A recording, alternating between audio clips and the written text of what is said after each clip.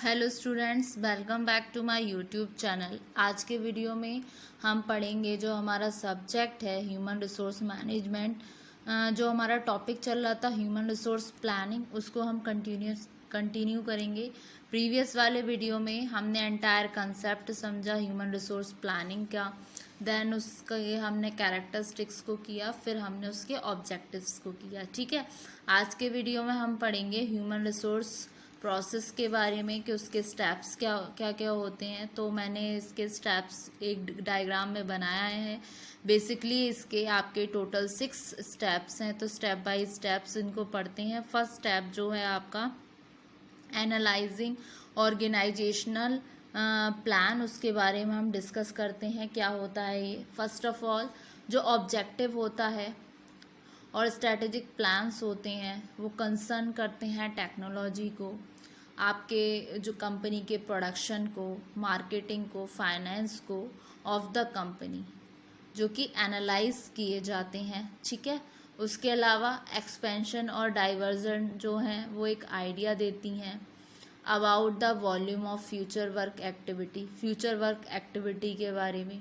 ठीक है, each plan is further analysed. जो आपका ईच प्लान है आगे वो एनालाइज किया जाता है सब प्लान्स में और रिटेन प्रोग्राम्स में। It is necessary to decide the time horizon. तो ये ज़रूरी हो जाता है कि डिसाइड करें कि हम टाइम होरिजोन को for which human resource plans और आर टू बी प्रिपेयर्ड, मतलब किस ह्यूमन रिसोर्स प्लान किस समय प्रिपेयर किए जाएं। ठीक है, तो the future organisational structure, future का आपका organisation structure and job design, और जो जॉब डिज़ाइन होती है should be made clear and changes in structure.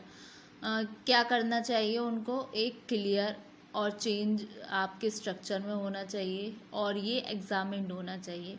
It is necessary to study, जो कि नेसेसरी हो जाता है स्टडी करने में बिजनेस प्लान्स को, क्योंकि मैन पावर प्लान एक तरीके से बिजनेस प्लान रिलेटेड होता है नेचुरल लेवल और ऑर्गेनाइजेशन ऑफ एक्टिविटी से। ठीक है, फिर सेकंड पॉइंट आता है आपका forecasting demand for human resource. ये क्या कहता है, on the basis of corporate and functional plan.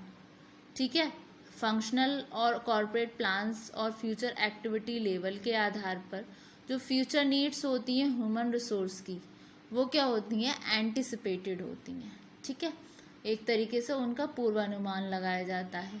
तो जो नंबर ऑफ पीपल होते हैं और स्किल लेवल होते हैं वो नीडेड होते हैं इन फ्यूचर आर डिपेंडेंट, जिस पे आपका जो फ्यूचर है वो डिपेंड करता है आपके प्रोडक्शन और सेल्स बजट पर। लेकिन ह्यूमन रिसोर्स रिक्वायरमेंट वेरी करती हैं।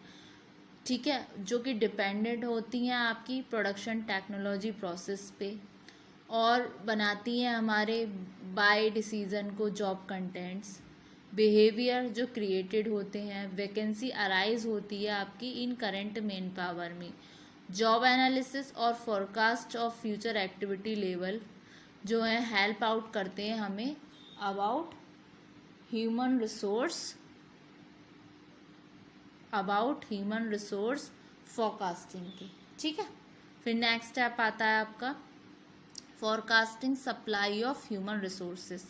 ठीक है, तो जो प्रत्येक ऑर्गेनाइजेशन होते हैं उसके 2 सोर्सेस होते हैं सप्लाई के, एक तो इंटरनल, दूसरा एक्सटर्नल। ठीक है, ह्यूमन रिसोर्स को ऑब्टेन किया जाता है सर्टेन पोस्ट के लिए, जो कि आपके प्रमोशन के थ्रू हो गई, ट्रांसफ़र के थ्रू हो गई। ह्यूमन रिसोर्स फ्लो होते हैं आपके इन और आउट में ऑर्गेनाइजेशन के कुछ रीजंस के कारण। इनफ्लो में होता है आपका जिसमें आपकी न्यू रिक्रूटमेंट्स आ जाती हैं, प्रमोशन हो जाता है आपके, ट्रांसफ़र हो जाते हैं। आउटफ्लो में आते हैं आपके प्रमोशन, ट्रांसफ़र, रिक्रूटमेंट्स, जिसमें आपका टर्मिनेशन भी हो गया, रेजिग्नेशंस भी हो गए, या फिर किसी की डेथ हो जाती है वो। पॉलिसीज़ रिलेटिंग होती हैं इस तरीके के एस्पेक्ट से, जो कि आपका forecasting supply of human resources है। इसमें पॉलिसीज़ रिलेटेड टू होती हैं इन एस्पेक्ट से जिनकी ज़रूरत होती है कि उनको रिव्यू किया जाए रेगुलर बेसिस पे, जिससे कि जज किए जा सकें, ठीक है। और इम्पैक्ट होता है इसका internal supply of human resource in order to जज the inside supply of human resource in future, ठीक है।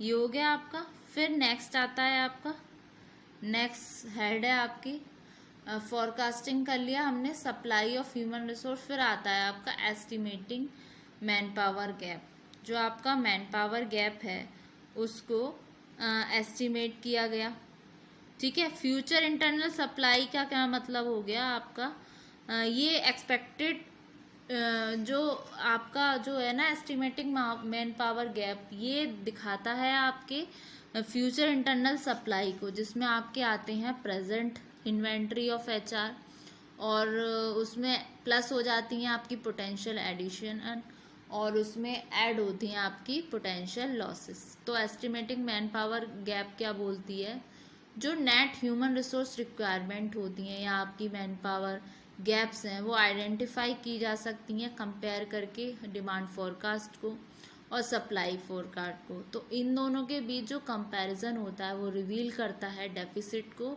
और सरप्लस को ह्यूमन रिसोर्स की, ठीक है। तो इसमें आ गया estimating man power gap. Next आता है आपका एक्शन प्लानिंग।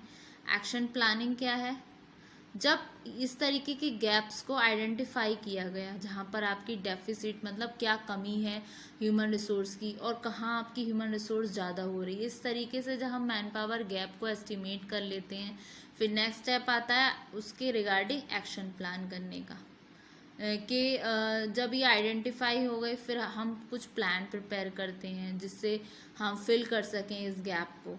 और प्लान जब मिल जाता है तो सरप्लस को रीडिप्लॉयड किया जाता है अदर डिपार्टमेंट्स में।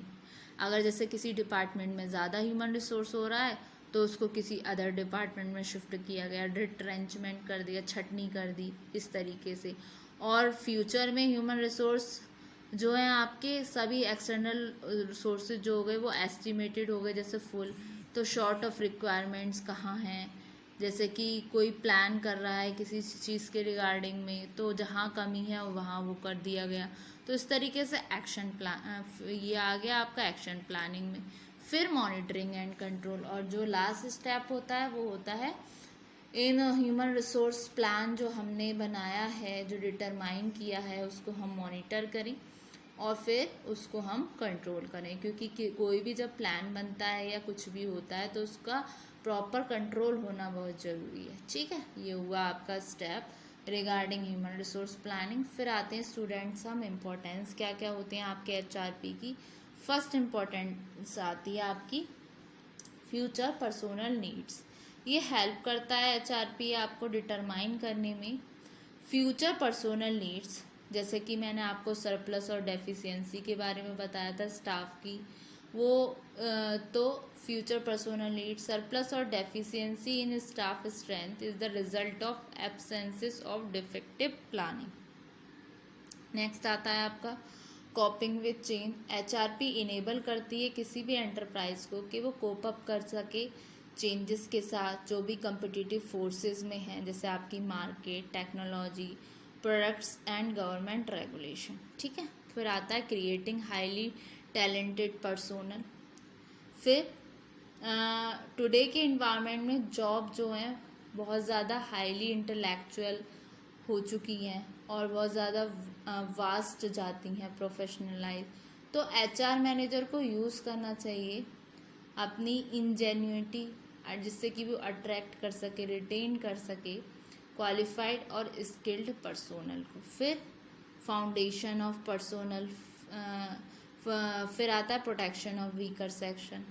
जो वेल कंसीव्ड आपकी पर्सोनल प्लानिंग प्रोग्राम जो होता है वो प्रोटेक्ट करते हैं आपके इंटरेस्ट को सभी ग्रुप्स के, जो गिवन सफिशिएंट रिप्रेजेंटेशन होते हैं आपके फिजिकली और बैकवर्ड सिटीजन, ठीक है।